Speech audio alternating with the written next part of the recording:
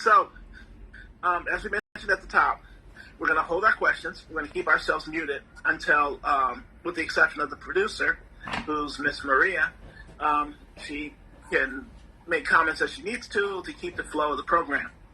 But we are going to address all of your questions at the end. So if you have any questions along the way, please feel free to send those to Maria and don't interrupt the presentation. So, most of you should have received this flyer in the email by now. And obviously it is not a Christmas study in the traditional sense. But what it is a discussion of the pagan festivals that have come together to form what we call Christmas. So let's go ahead and get started. First of all, what is Christmas? Christmas is not, and never truly was, about Yeshua, but rather about conversion and attendance. Let me say it again. The purpose of Christmas from the very beginning was never about Yeshua.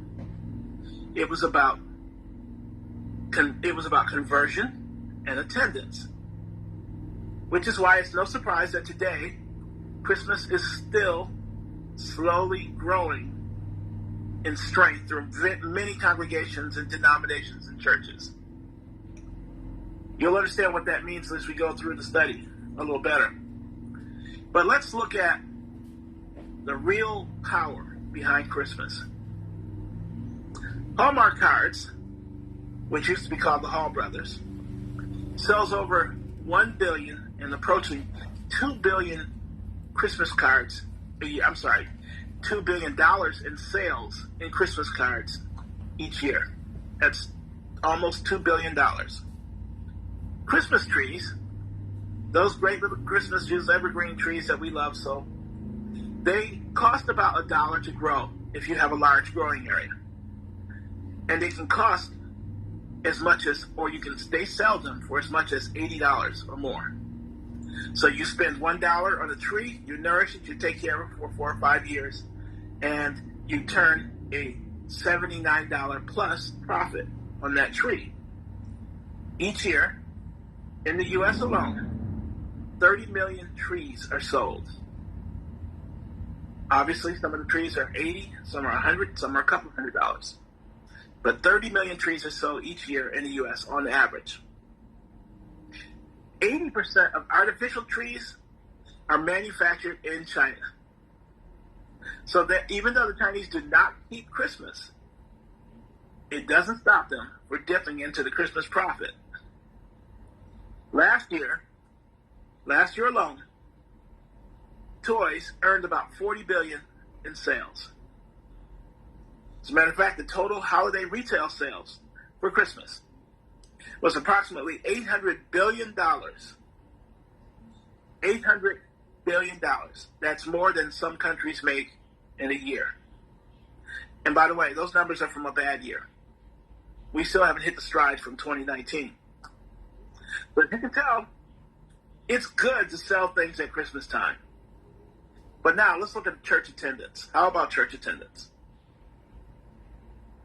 Among Americans who attend church at Christmas, they ask this simple question. What is the primary reason you attend church at Christmas time? 77%. This is an American population. 77% want to honor Jesus. 9% want to observe tradition. Another 9% want to be with family and friends. 3% to get into the Christmas spirit. And 2% are not even sure why they attend services at Christmas time. So with so many people attending Christmas services and getting into the Christmas spirit and buying gifts and decorating their homes, why are we honoring Yeshua with these pagan customs and traditions? Let's briefly look at Christian history in the West, and I think you'll begin to get a better understanding of how this works. So, The Christian faith is basically broken up into some very large chunks. Now, I'm going to do this off the top of my head, but I can just as easily pull up the details. The first part is the birth of Yeshua and his ministry, and then his disciples. And that carries you up to about 100 CE of the Common Era. After that 100 CE, or shall I say leading up to the 100 CE, and up to 200 and all the way up to 300, people, primarily Jews, were converting to what was called the Way. The Way is a sect of Judaism. And there was a large, sizable group of people who were coming in from the Roman regions, the Greek regions, and the Middle Eastern regions, which for the most part I'll just call Iran, because it primarily takes up that territory of Iran, the old Persia, the old Babylon. And later on, much later, like 300 to 500, we have another conversion taking place. That's when the Christian religion began to push into the Celtic regions.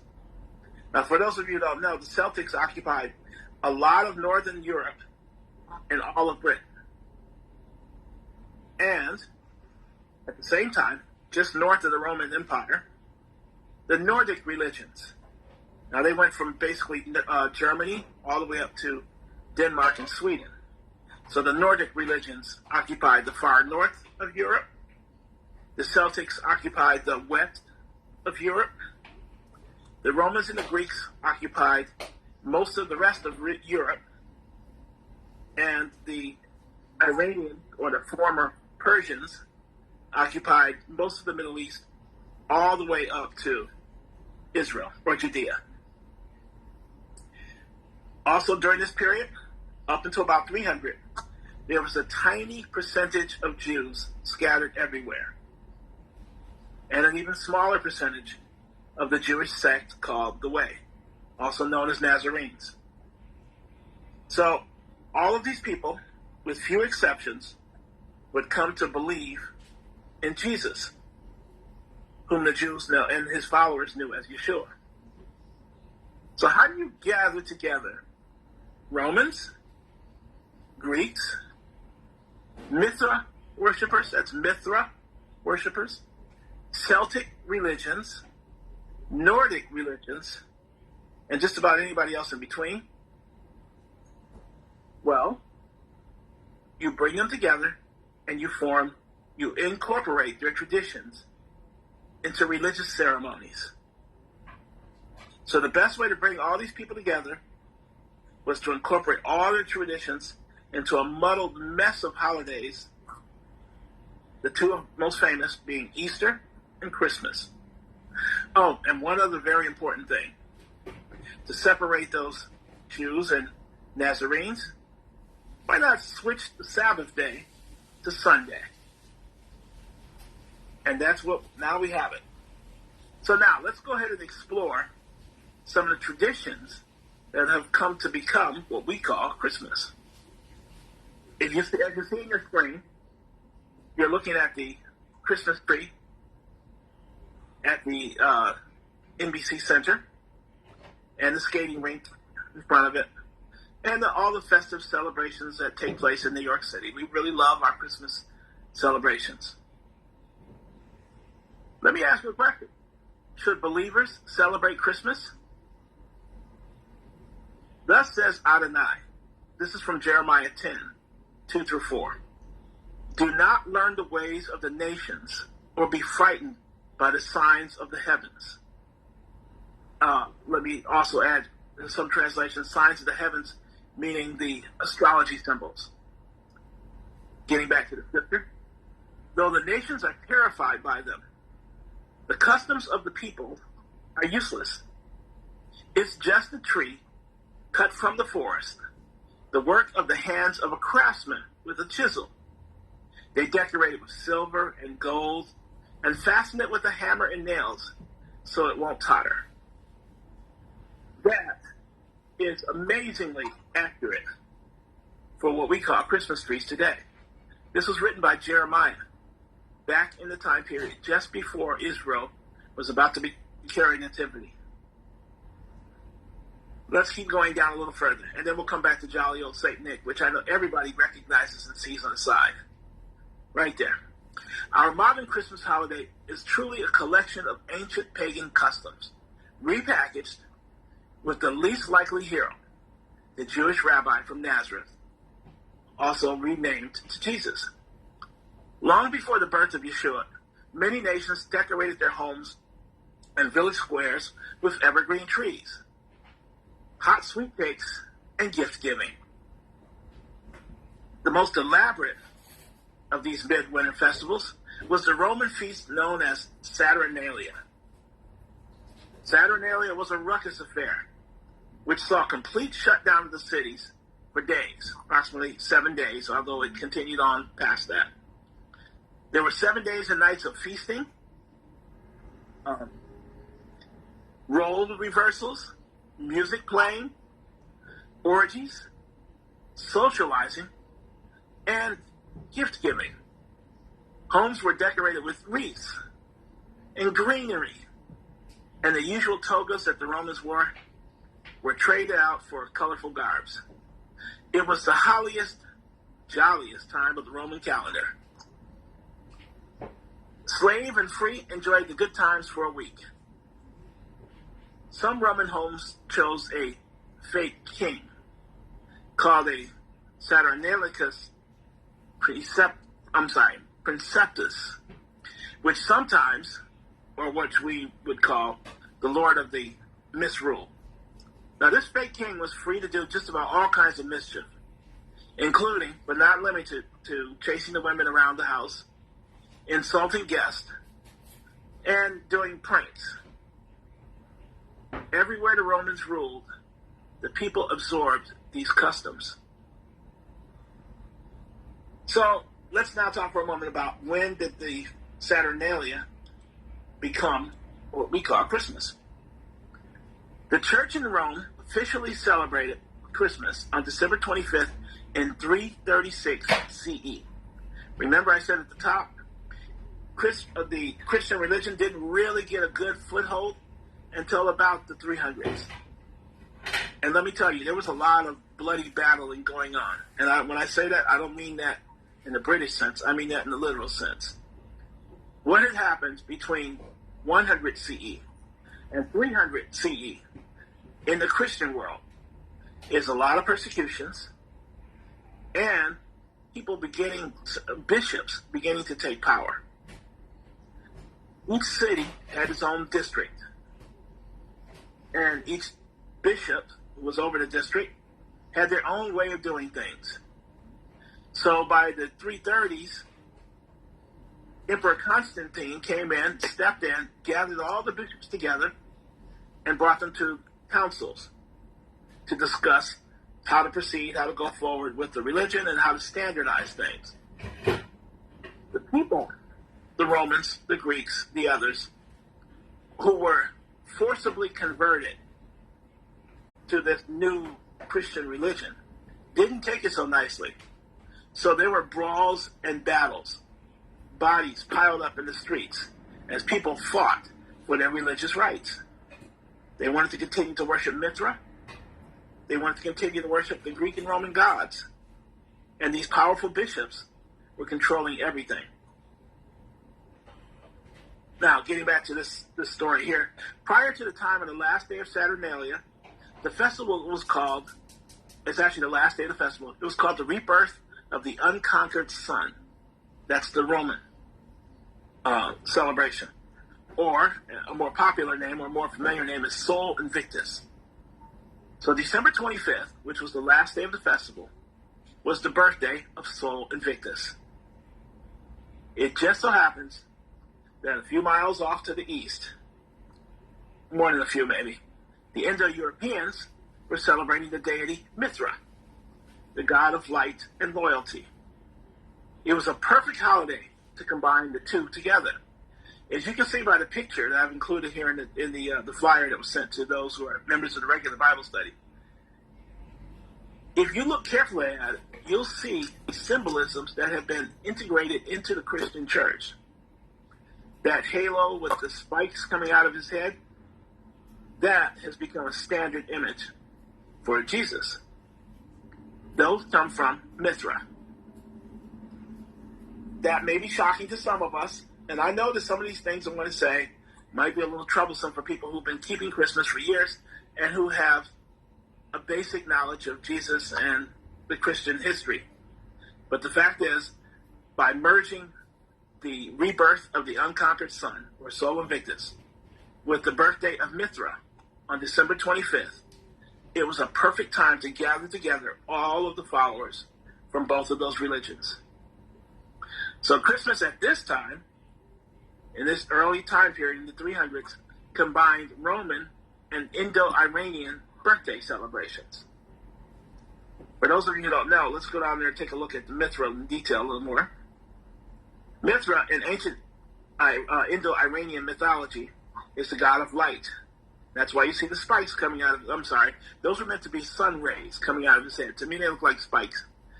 But those are meant to be sun rays coming from his head.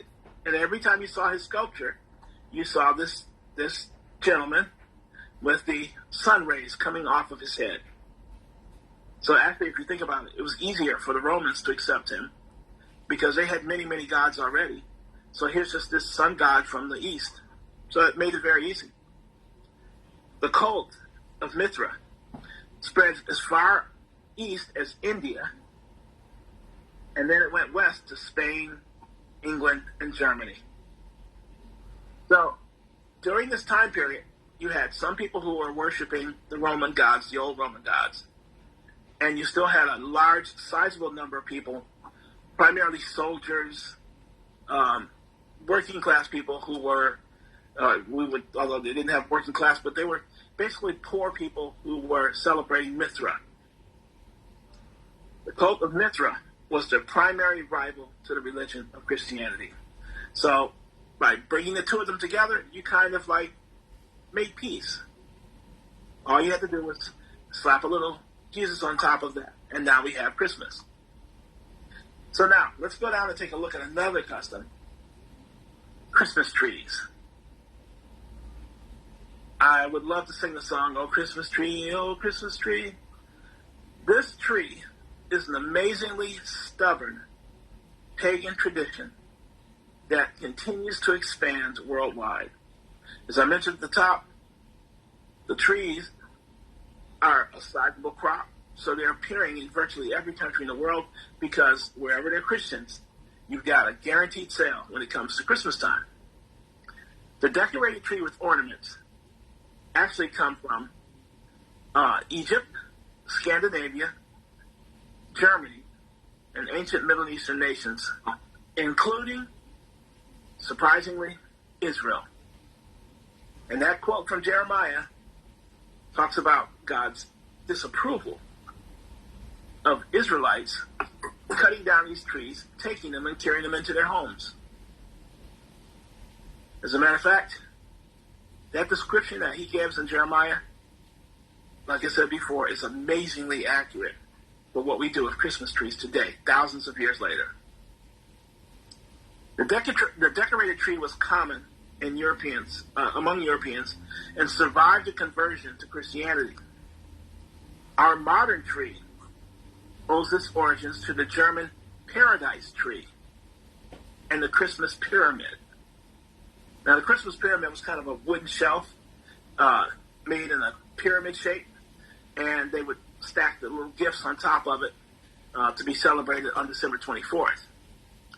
So it took nothing for the Germanic tribes to now give up their Nordic traditions, or actually they didn't give them up, they merged their Nordic traditions together, and they began to take the paradise tree and merge it with the Christmas pyramid, which means they began to breed trees into this shape so that they would be able to celebrate Christmas trees, celebrate them with their Christmas decoration. The tree and the pyramid were merged into the Christmas tree. Germanic tribes actually began to carry this. As a matter of fact, what many of you do not know is the word that we use, God, comes from these Germanic tribes. God was not known to the people of Israel, Judah, anyone in the Middle Middle East, or any of these other regions. So the word God comes to us from the Germanic tribes, and we use it in our Bibles to this day. But the Germanic traditions, carried primarily by the Lutherans in the 19th century, cemented itself into English tradition. As a matter of fact, we're going to find out later on, the world was still rebelling against Christmas because many people knew the pagan origins. And so people like the Lutherans, of which the Prince Albert and many of the German aristocracy were a part of, played a part in helping to ease those tensions and bring the people together into the celebrations of Christmas. So there was a time period when Christmas was banned. The Victorian tree, started by Queen Victoria and her German consort, Prince Albert, was used as a symbol to sort of say to the people, it's okay. Let's incorporate these traditions in our home. So you'll see on the right hand side the little Victorian tree. At that time, they were using very small little trees that would fit on the top of a table, and they were decorated with candies, popcorn, little gifts that hung off the ribbons. Now, obviously, we couldn't hang an iPad or iPhone up on those three limbs. So these are tiny little gifts, little toys, ribbons, and paper chains. Americans, getting in the spirit of the British, migrated from the smaller Victorian trees to the larger floor-to-ceiling models that we like today. And for a while, because the people on the East Coast were still suffering under the banning of Christmas, the Christmas trees didn't take in very well until one day, one of Edison's inventors decided to light up a little Victorian tree in his window with Christmas bulbs. Well, actually, they were light bulbs at the time, little light bulbs. So the people would stop and stare at his window and see this tiny little tree. So the next year, because electricity was only beginning to take effect and become popular, the next year he put a big tree out in the street in front of his house, and he wired it with these little blinking lights, colorful blinking lights. And guess what? Everyone wanted a Christmas tree now with the little blinking lights to show their celebration of the Christmas spirit. So, let's go down a little further. Now, most of you know or have heard that Christmas, or some of the traditions, are based on St. Nicholas. So let's take a moment to look at it. St. Nicholas is one of the most popular saints venerated by Catholic and Greek Orthodox, but also by Anglicans and Lutherans, not so much by the Presbyterians. In his lifetime, he fought for the weak, the underprivileged, the poor, and the persecuted. So naturally, lots of legends begin to spring up around him. He was well known as a person who contributed to the poor. As a matter of fact, he gave away all of his wealth. And being a bishop, he acquired quite a bit of wealth. He gave away all of his wealth to the poor. So naturally, he made a perfect champion to combine the Dutch, I believe the word is Santa Claus. Does that sound familiar? The English Father Christmas, and the nice old father of the Chinese. I believe the other term that they used was Basil the Elderly. And then, of course, we have the jolly old Santa Claus. So over the centuries, Santa was kind of like merged with these existing people to make a spirit of Christmas, so to speak. Keep in mind, this spirit of Christmas has nothing to do with Jesus or Yeshua, but it has everything to do with the people who have been celebrating these pagan customs through the years. The German people, in particular, saw in St. Nicholas a recreation of their pagan god Odin. Now let's go down and take a look at some of the pictures. Okay, here we go. Odin has a way of reacquainting himself and reappearing through time in some amazing fashions.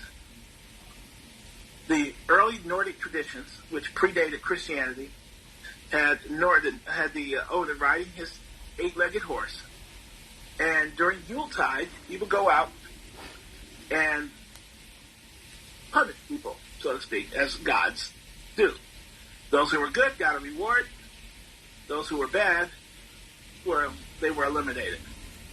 But if you wanted to be good, what you would do is take some boots, put them up by the doors and by the windows and the fireplaces, and you would fill the boots with hay and carrots. So Odin, coming by, ready to punish, would find the food for his horse and then leave you a nice gift in return. So you can see how that tradition makes it so much easier for others like Santa Claus to come into being. And St. Nicholas makes the perfect candidate. So truly, the spirit of Christmas, if we were to pin it on anyone in particular, goes back all the way back to Odin and his 8-legged horse. And naturally, because he learns to reinvent himself, the spirit of Christmas learns to reinvent himself over time, we have them as, let's go all the way up to that first page, jolly old Saint Nick. This is an ad from I believe it was 1938, Coca-Cola, advertising their product. And so what they did is, because up prior to this time, Santa was either tall and gaunt, meaning more like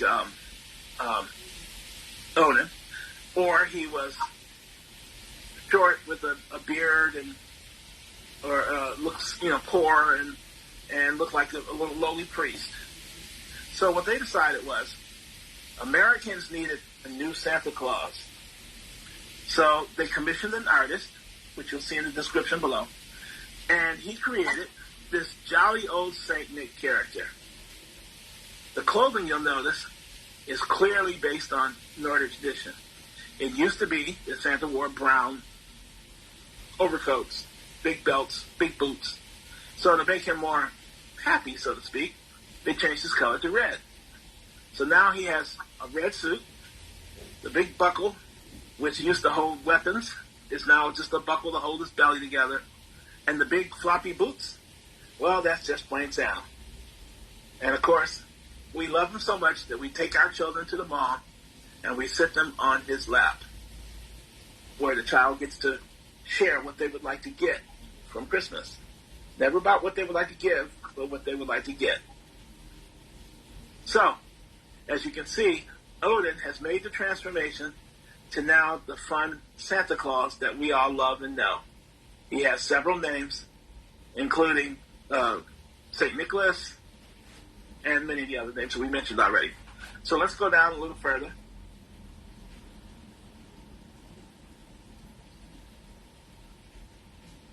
Keep going.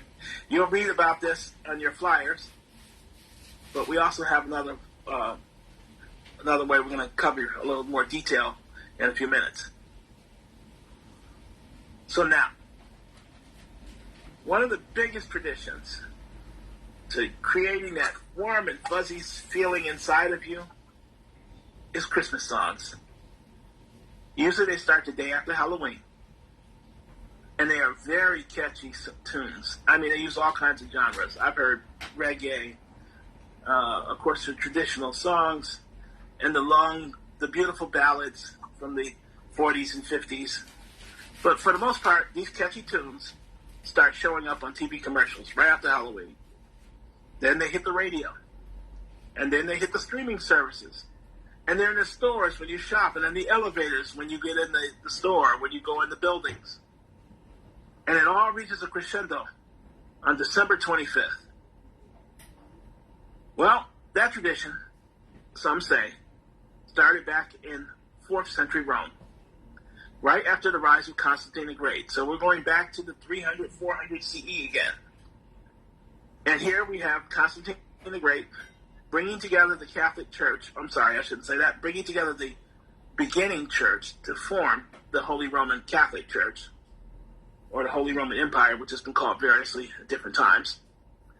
And naturally, they used Latin language hymns. Today we call them carols. But they did begin to appear very early in the 4th century. And thankfully, most of those dirges did not survive. Some did. The 12 Days of Christmas was actually published in 1783 CE and is still around and being performed. So is O Christmas Tree. These were originally, O Christmas Tree was actually a German folk song. It had nothing to do with Christmas. It was actually about a tree, a fir tree. So the actual words before O Christmas Tree was O Tannenbaum, how faithfully you blossom. The songs can range from the nativity of Jesus today to the feelings of brotherhood and longing to pure instrumental to fun versions of Santa Claus. These are all winter seasonal songs that are also part of the tradition. But you notice none of them mention, or very few of them mention, Christians or Yeshua. Now, let's get back to the banning. Remember I mentioned that there was a time when Christmas was at war with the rest of the world, so to speak. The Commonwealth of England, under Cromwell, prohibited singing Christmas carols as pagan, as well as just about anything at all to do with Christmas. As a matter of fact, they would send soldiers out into the streets, and if they saw people walking, transporting food for Christmas celebrations, they could take and throw your food into the street. Puritans in Europe and the USA continue to this day to condemn Christmas as pagan, but they're not the only ones. And of course, as I mentioned earlier, the Victorian era saw a full restoration, a full pardon of Christmas. All the customs came back, including caroling. And then that's how we end up with songs like O Silent Night, O Holy Night, among others. So let's see what we have next after this. I believe that's the end of this particular section. By the way, caroling is called waysailing. And if you're not familiar with that term, waysailing is actually when these people who would gather together in small groups, they would come to your house, take their hats off their heads, and sing with all their heart. And you, in appreciation, would invite them into your warm home, offer them a boozy drink with mead and various forms of beer and cider. And then they would move on to the next house. So if you were kind of a lush, you could go from house to house to house in the neighborhood and just take in those boozy drinks and keep moving. I can imagine by the time they got to the last house, the songs were not quite as put together. But the main thing is that this tradition was replaced in the Victorian era with people coming to your home to sing for gifts. Now, we don't give tips and we don't give gifts. So people just do it for the love of caroling, or another term for it, waysailing. All right, Maria, let's go ahead and move on to some of the more fun traditions and facts about Christmas. So if you're not convinced about Saturnalia and Mithra, I wanted to help you with 12 things about Christmas. Just something for you to consider. Okay? Next slide.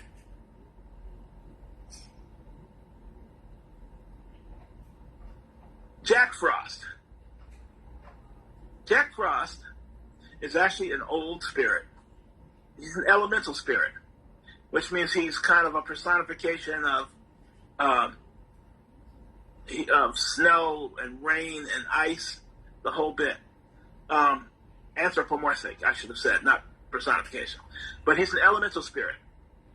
And he comes from the winter traditions in Russia. He's known as Grandfather Frost. In Germany, he's known as Miss Holly. And even in the Indus Mountains, they also celebrate a huge wintry god, although they don't call him Jack Frost, but his attributes perfectly match. Ancient Greek mythology calls their spirit Old Man Winter. So, long before Christianity, we have elemental spirits who have somehow like Santa, made the transition into our modern times. Old Man has lately taken on a new, fun, and more useful appearance as Jack Frost. As you'll see in a number of movies, plays, you'll see a young guy who looks sort of like Peter Pan, who's bouncing around and having fun. By the way, that still is from one of the early movies depicting the Jack Frost character. He was in no way as nice and sweet as he is in the movies today. He was evil. And we have found a way to make him fun and exciting. So let's go into, that's number one. Let's go into number two.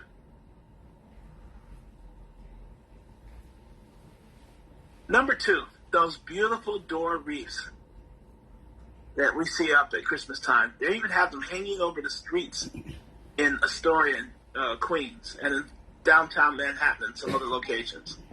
These door wreaths predate Christmas. It's actually a 2,800-year-old tradition, which comes to us from the laurel wreath. And the laurel wreath came about because Apollo fell in love with a goddess who had rejected all suitors. She didn't want to be involved in any kind of relationship. So she went to her father and said, make me into something that would be unappealing, which he promptly did. He turned her into a wreath. And so Apollo, now thwarted, unable to be forever with his beautiful love, the love of his life, took that laurel wreath, placed it upon his head, or you'll see him sometimes in statues holding that wreath.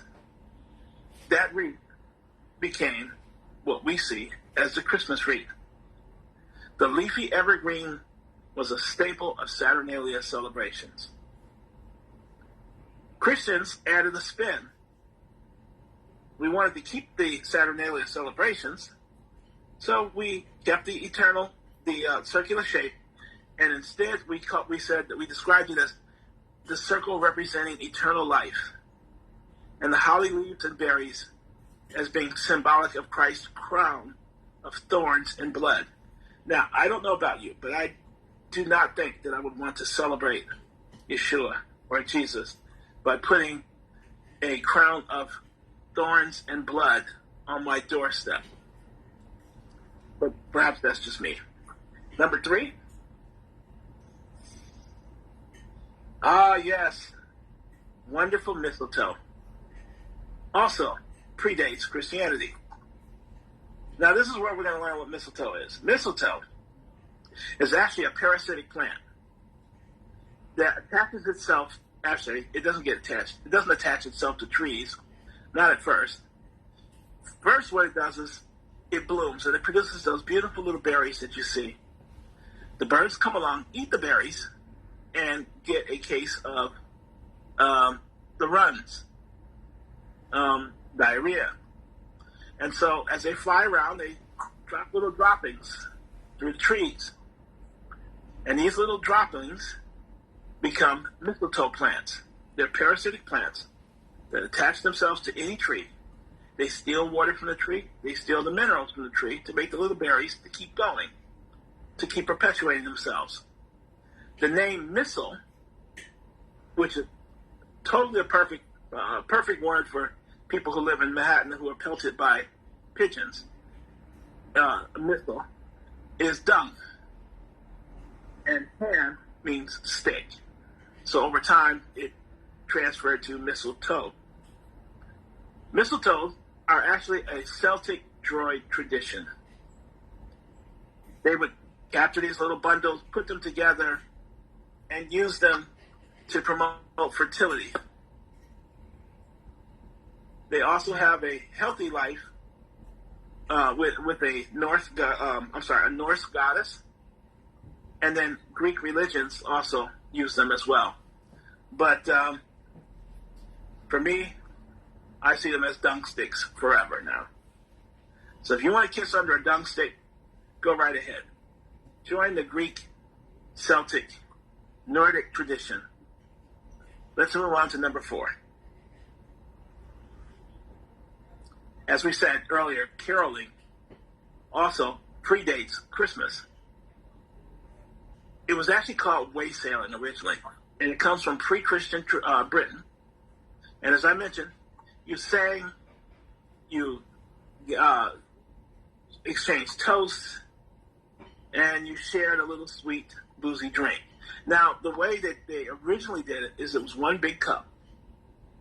So everybody who's singing got a sip of the hearty brew, helped them to, shake off the cold winter days, and then he passed the cup around to the next person, which today, with all of our COVID protocols and everything else, would be appalling. Actually, I don't know of too many people who like to share a big, juicy drink with other people that they don't know. But that was the tradition.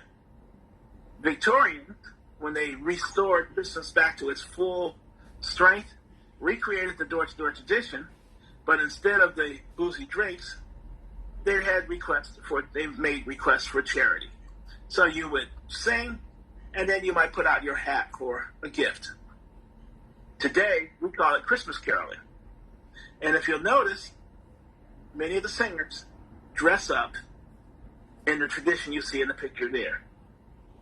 So today, if you go out Christmas caroling, don't share a sloppy, boozy cup of alcohol with people you don't know. Bring your own booze to keep yourself warm. But this, again, is not anything whatsoever to do with Christmas. And number 5,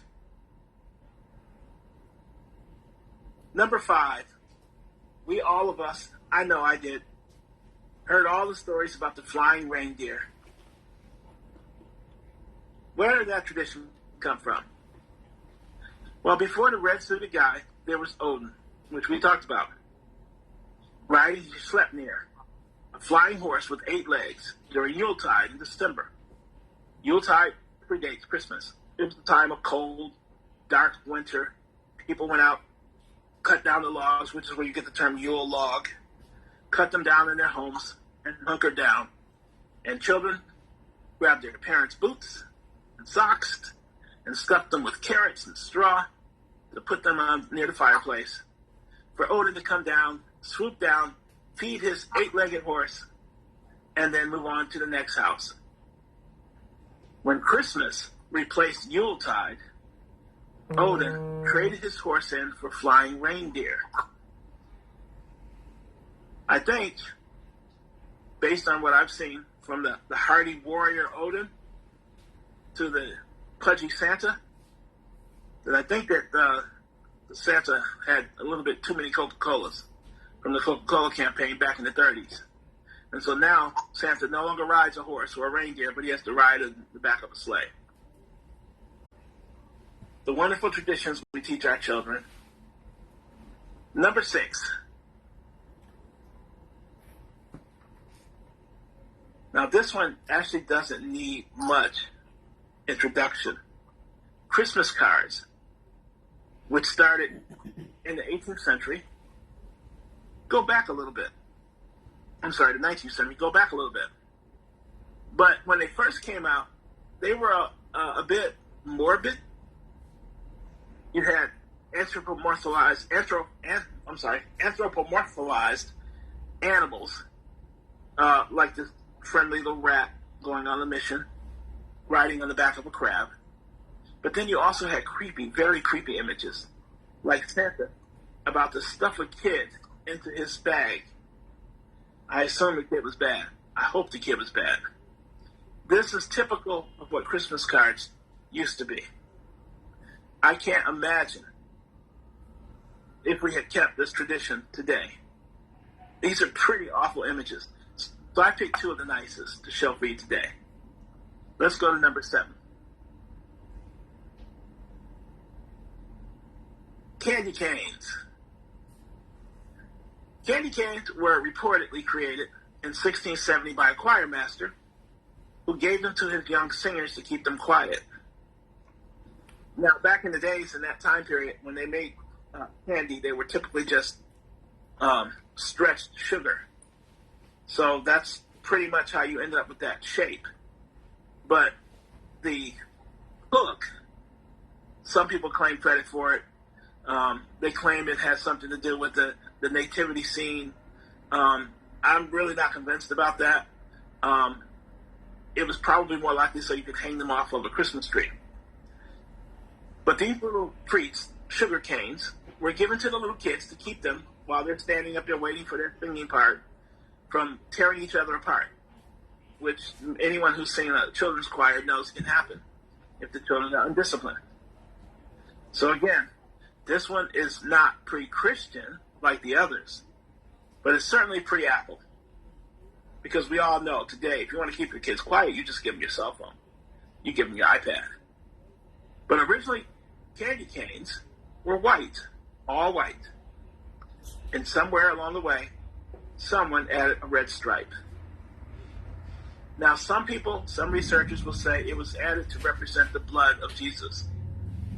Personally, I think it was just a advertising campaign, a marketing campaign to get people to buy the colorful red and white candies, which they are. They're very beautiful. They're very, very colorful, but they have nothing whatsoever to do with Christmas.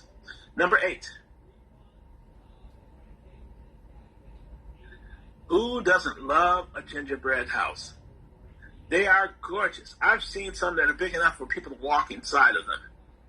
In Seattle, they have these Christmas festivals, and they make huge, enormous, giant-sized gingerbread houses that you could literally set your kids inside of for sure and take pictures.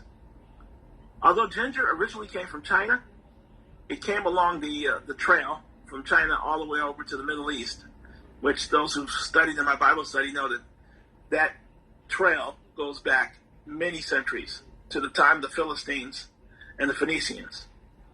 But it came from China, and it made a stop in Greece. So around 2400 BCE, this is many years before Christmas, they created gingerbread.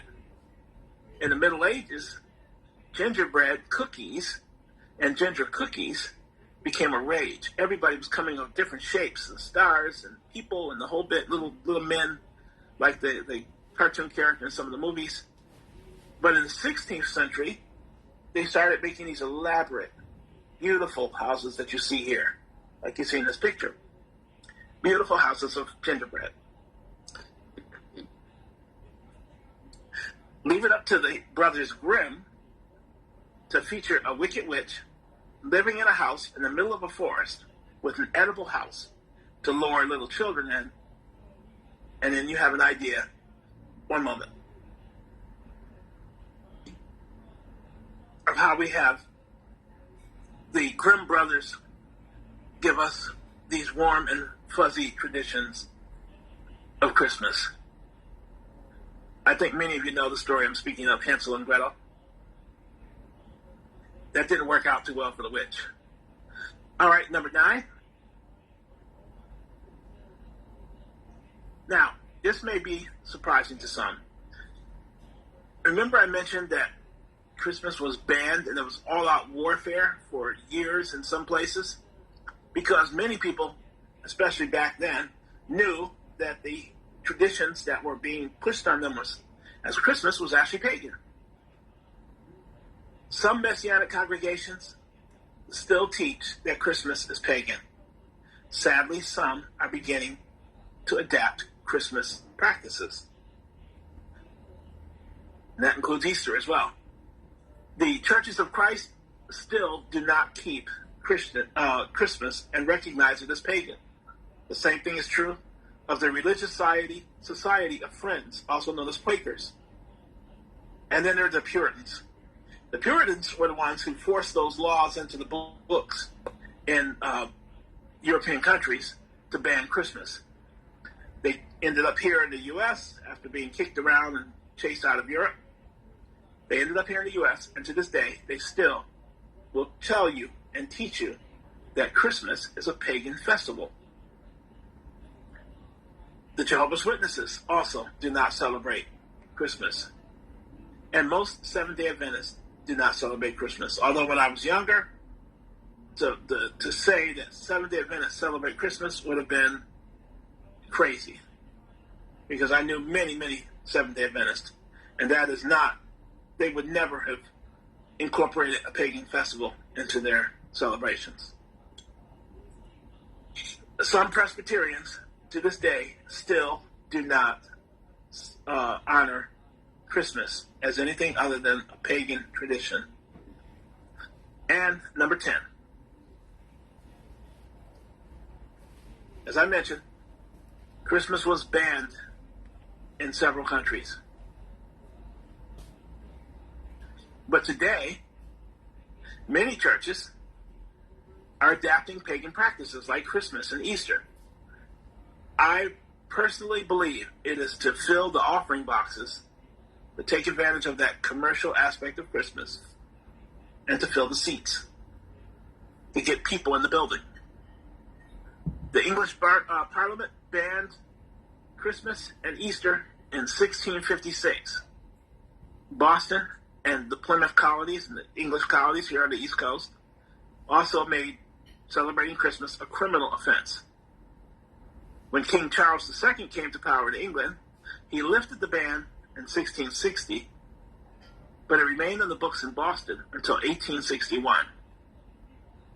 And by the time of Queen Victoria and her consort, Prince Albert of Germany, there was an incredible resurgence. And actually, more than a resurgence, more than a renaissance. It's more like the Christmas that we know today. So it was encouraged, and it was celebrated at Windsor Castle. Number 11. This one might surprise some of you.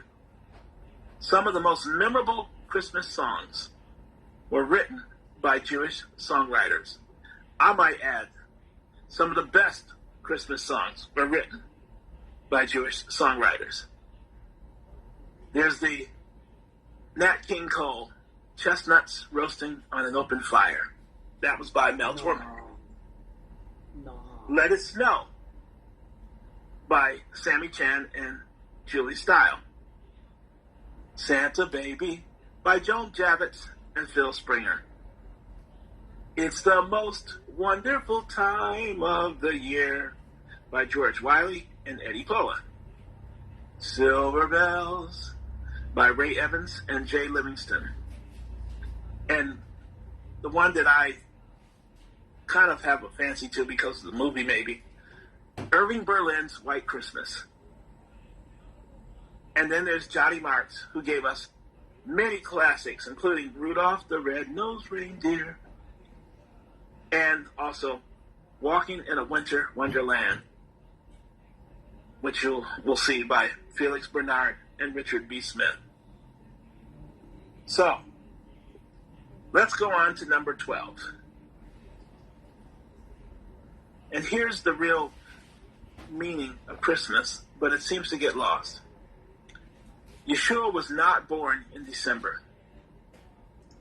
If you look at the account in Luke, it was too cold for the shepherds to sleep outdoors with their sheep in December. That tells you it was not a winter month. So, how do we get the timing right? Well, it turns out that God gave us a way to set the timing correctly. And it concerns John the Baptist.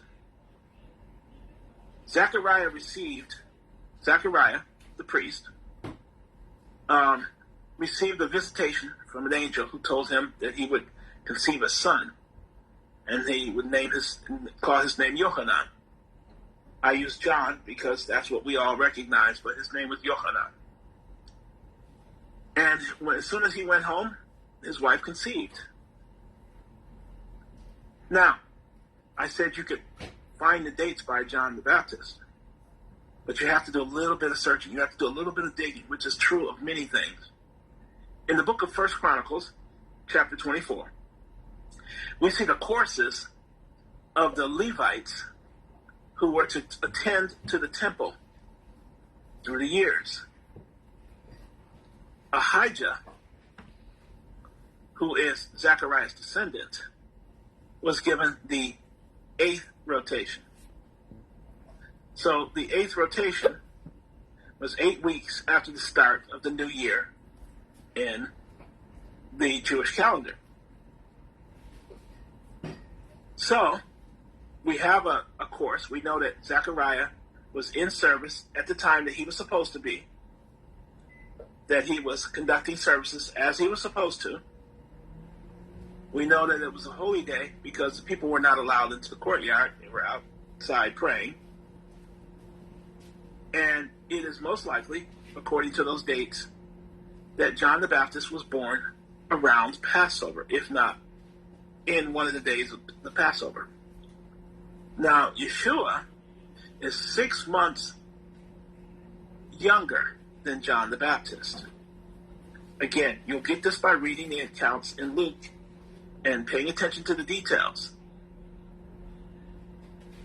Elizabeth and Miriam. So, Yeshua came 6 months later. 6 months later, from Passover, brings us squarely into around September. So Yeshua was likely born during Sukkot. It could have been as early as the Feast of Trumpets, or as late as any of the days of the high days of Sukkot. You're not going to get this easy. You're going to have to pull out a Hebrew calendar. You're going to have to count weeks, which is what I did. And you're going to have to base it on the 9-month pregnancy cycle, which I can honestly say, I took a piece of paper out and I wrote down the months and the weeks, and I carried them forward. And sure enough, Yeshua was born in the autumn or in the fall around Sukkot. So, if you are a believer, you have to understand that God would not leave us in the dark about when he was born. But you should also understand that God does not celebrate birthdays. But he must have known that going forward into the modern times, how big Christmas would be, and how the church, the Catholic Church, would take the birth date of 2 foreign gods and put Jesus' birth date on top of the same day, the birth date of 2 pagan gods. So, embedded in the scriptures is a formula for anyone who's diligent enough to see when John was born, when Zechariah received the prophecy, when Miriam visited Elizabeth, and count forward based on the natural, normal 9-month pregnancy cycle. We were not left in the dark. We were not intended to celebrate Christmas. And it was right there all along in the Holy Scriptures. Now, I tried to make it a little bit fun and humorous, but it's very serious. If you go back up to number 1,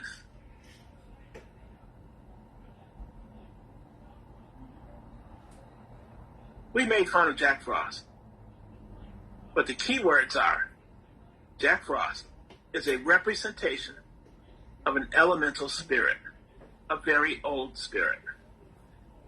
If you look at Santa Claus, which I'm not going to ask Marie to go back and forward to, but if you look at Santa Claus and Odin, these are old ancient spirits who want people to worship them. And they found their way onto Christmas. So when people say, I'm getting the Christmas spirit, I'm not sure that's something that believers should be following. Now, if any of you have any questions at this time, feel free to go ahead and send your questions to Maria here on Zoom through chat. I hope you enjoyed, learned, and understand a little better why we need to stay away from Christmas. God calls us to come out of the world, to not participate in the customs of the nations. Take it seriously. Get rid of the bows, the holly, all of those candles. Get rid of all of those beautiful little celebrations that have some way wormed their way into your life from your parents and others.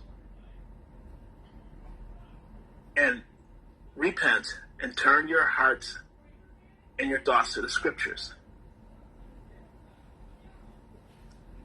Thank you. And we can go ahead and start looking at some of your questions if there are any questions.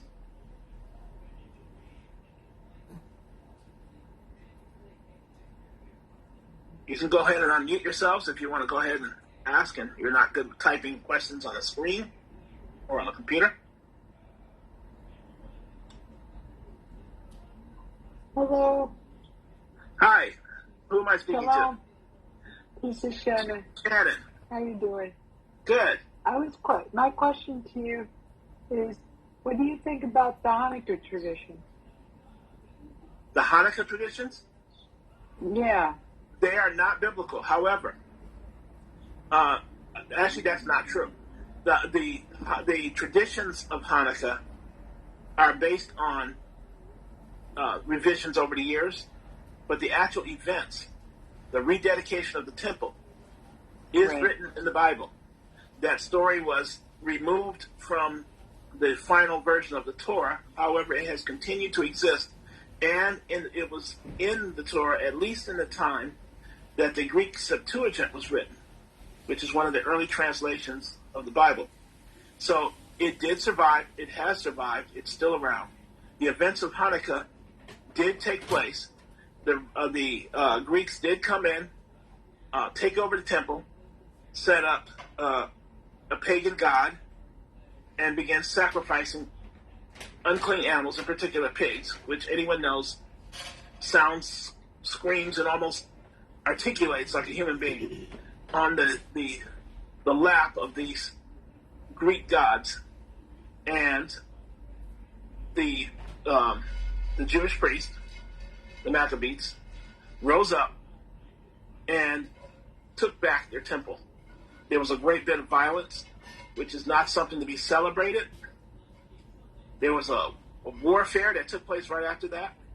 They drove the Greeks out of the country, which made room for the Romans to come in, unfortunately, when Herod came to power. But the point is that the miracle of the oil, we have already seen that miracle before. If you studied in our Bible group, you would know that it happened with a widow who needed to keep her sons from going into slavery. So we know that Yeshua also multiplied, and Elijah multiplied, Elisha multiplied bread and food numerous times. It was not a major miracle in that sense. But one thing we do know for a fact, whether or not we have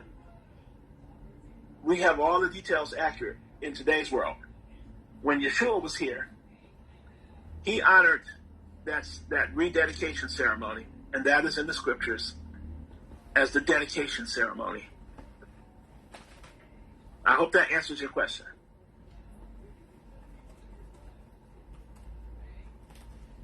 Any other questions?